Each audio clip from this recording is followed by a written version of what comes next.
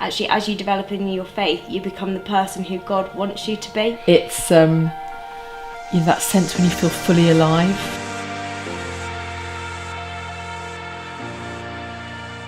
They all seem to have inspired me in different ways, I guess, challenged me to live differently, and brought out gifts and stuff within me. So it's just interesting how God would use someone that you wouldn't expect to actually have an influence on your life. I'd have really intense times of feeling close to God, and then times where I have a doubt and I'd feel really bad, and it was always highs and lows. I have people come to me and say, I want to give myself full time to God. And they think that means coming in and being a minister in the church. Whereas actually I think sometimes God's saying to them, yes, I want you to give yourself full time to me, but I want you to do it out there in the world. And I want you to be church, not be in the church, but be church and change and transform people out there in the world in what you're doing. You might be being called to be a parent, you might be called to be a teacher or a carer or a footballer. What is it that God is calling you to be and to do? God actually changes your thinking and you have to turn in a slightly different direction.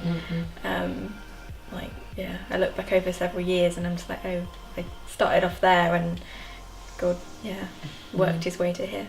I'm a lot more comfortable in that I don't have to know everything, I don't have to have all the answers. God wants us to be ourselves, and all the gifts and passions that we have, he wants to use. Obviously, church and football are quite separate events.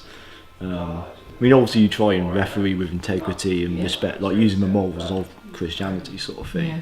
But I don't think people know, oh yeah, he goes to church, oh he's Christian or whatever. It's a really good opportunity to tell them that's what you're doing, because I think some of them will go, what on earth's that? Obviously, a lot of younger people nowadays aren't so interested in faith. I don't mean to be rude, but Absolutely. but so obviously, if you just say, "Oh, it's a religious meeting," people aren't going to want to come. No. But you say, "Oh, we're doing football, we're doing rugby, cricket, whatever." Well, 2 netball teams for the church through the parent and toddler group, which grew to 3. They all come along for that, and then you add the faith in as well, and they're interested. Community, I think, is so important. I think you probably really have that with football and things. Yeah. So actually, it's bringing Jesus into that community. Yeah. It's not that hard once you've already got a community to be honest. The one who calls you is faithful. God, the one who calls you is faithful. And God's asking you to be you. Doesn't mean that God doesn't want us to continue to change, because we do need to constantly be asking for forgiveness and changing. But actually, God wants you to be you.